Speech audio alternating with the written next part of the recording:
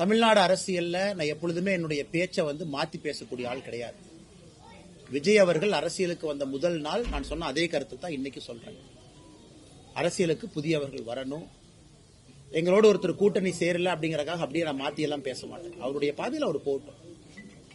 அதே நேரத்தில் இந்த டப்பா இன்ஜின் அப்படின்னு அவர் சொன்னதுக்கான பதிலடி நான் கொடுத்துட்டேன். ஆனா இன்னைக்கு டிவிகேவோ திரு விஜய் அவர்களோ இந்த கட்சியில் இருக்கக்கூடிய அல்லு சில்லுகளை வச்சுக்கிட்டு வம்பிழுத்தாருன்னா என்னுடைய பதிலும் மிக கடுமையா இருக்கும். அதே பிலோ த பெல்ட் நான் போவேன், விஜய் மேலேயே நான் போவேன். அது வேண்டாம். ஒரு நாகரிகமான அரசியல் விஜய் சொன்னனால என்னுடைய பதிலும் இன்னைக்கு நாகரிகமா இருக்கு. இந்த 2ஆம் கட்ட 3ஆம் கட்ட 4 கட்சி மாறி வந்தவங்க அவங்க எல்லாம் வச்சுக்கிட்டு பிலோ த பெல்ட் போகணும்னு நினைச்சாங்கன்னா அதே விஜய் அவர்களுக்கு அதே டிவிகேக்கு அதே பாணியில அதே பிலோ த பெல்ட்ல அதை விட சிறப்பான பதில் சொல்ல தெரியும். வேண்டாம்னு நினைக்கிறேன். அரசியலுக்கெல்லாம் நாகரிகமா இருக்கட்டும், அவருடைய பாதையில் அவர் போகட்டும், மக்கள் முன்பு அவருடைய கருத்துக்களை வைக்கட்டும்.